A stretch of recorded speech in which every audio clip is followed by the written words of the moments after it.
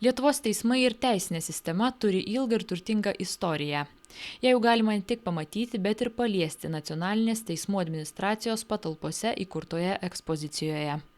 Dauguma eksponatų iš Šiaulių apylinkės teismo teisėjo Alfredo Vilbiko asmeninės 30 metų rinktos kolekcijos. Mes teisėjų bendruomeniai turim teisėją, kuris labai domisi teismų istorija, yra parašęs keletą knygų ir daugiau kaip 30 metų kaupė įvairius eksponatus. Tai yra teisėjas Alfredas Vilbikas ir jis labai entuziastingai ir parodė tą iniciatyvą ir palaikė mūsų planus ir bendrom jėgom mes turim šiandien teismo ekspoziciją. Tai didžioji dauguma eksponatų yra būtent teisėjo Vilbiko surinkta. Ekspozicija suskirstyta pagal kelis laikotarpius. Pirmiausia, pasakojama apie teismus iki 1918 metų. Toliau nuo 18 iki 40-ųjų, trečiojoje dalyje 40-90 metai. Paskutinioji dalis nuo nepriklausomybės metų iki šių dienų. Sudėtingiausia buvo parengti ekspoziciją iki 1918-ųjų. Joje eksponuojami įvairūs dokumentai, knygos, Lietuvos statutai. 1569 m. Liepos 1 dienos Liublino unijos pergamentas. 1791 m. konstitucija. Ekspozicija bus atvira visiems, kas norės aplankyti, žinoma, iš anksto susitarus, kadangi mūsų įstaiga nėra muziejus, bet turim žmonių, kurie patys irgi ir domisi istorija ir mielai papasakos ir moksleiviam, ir studentam.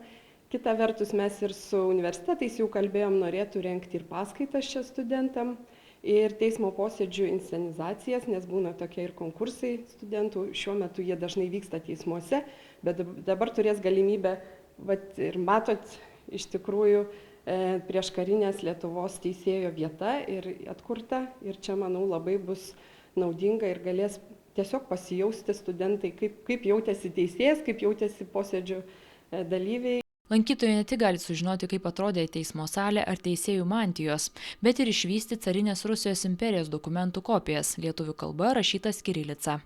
Tai Rusijos caro Aleksandro II rašyti dokumentai spaudos draudimo metais. Sovietinio laikotarpio ekspozicijoje įvairūs teisės dokumentai, bylų kopijos.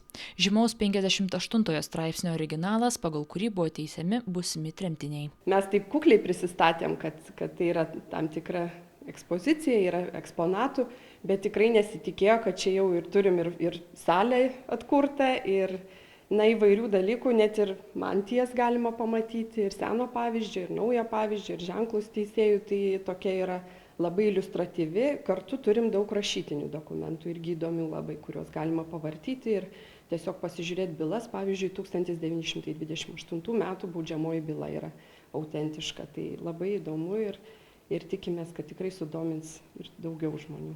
Tai jau trečias muziejus, kuris kuriamas Alfredo Vilbiko iniciatyva. Lietuvos teismų istorijos ekspozicija bus nuolatinė.